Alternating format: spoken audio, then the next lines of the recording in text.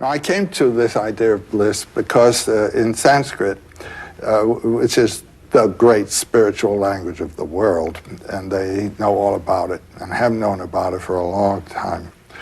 The transcendent is transcendent. But there are three terms that bring you to the brink. You might say the jumping off place to the ocean.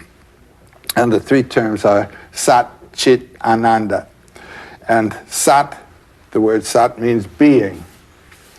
Chit means full consciousness. And Ananda means rapture. So I thought, I don't know whether my consciousness is full consciousness or not.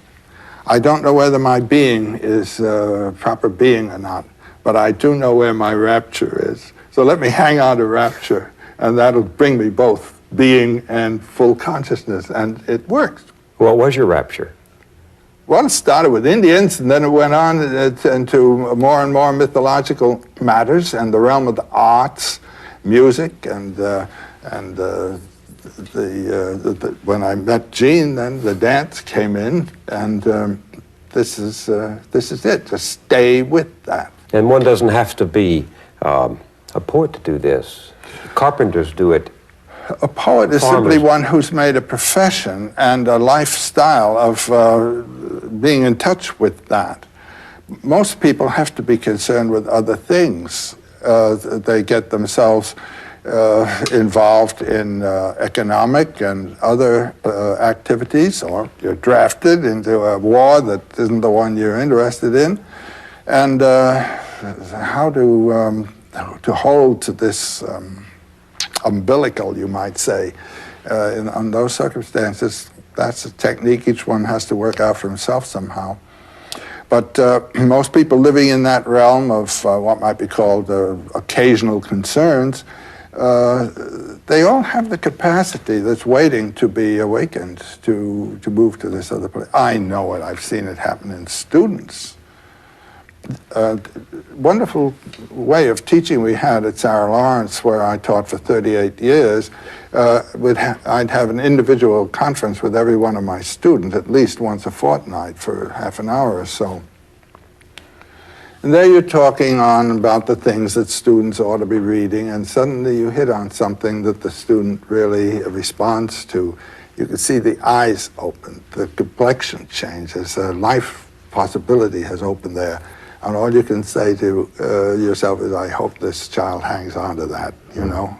They may or may not, but when they do, they've found a life right there in the room with you.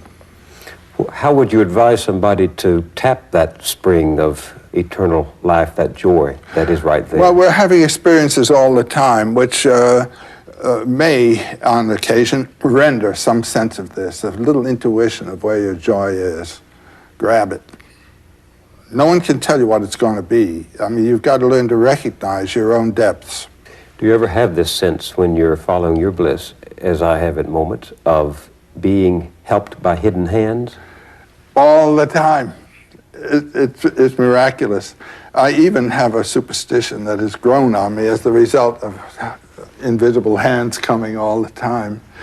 Namely, that if you do follow your bliss, you put yourself on a kind of track that has been there all the while waiting for you. And the life that you ought to be living is the one you're living somehow. And when you can see it, you begin to deal with people who are in the field of your bliss, and they open doors to you. I say follow your bliss and don't be afraid, and doors will open where you didn't know they were going to be. Do you ever have sympathy for the man who has no invisible means of support? Who has no invisible means? Yes, he's the one that evokes compassion, you know, the poor chap. And to see him stumbling around when the water of immortal life is right there is really, it evokes one's pity. Right there? Right there? You believe that? Yes. The waters of eternal life? Right there. Where? Wherever you are.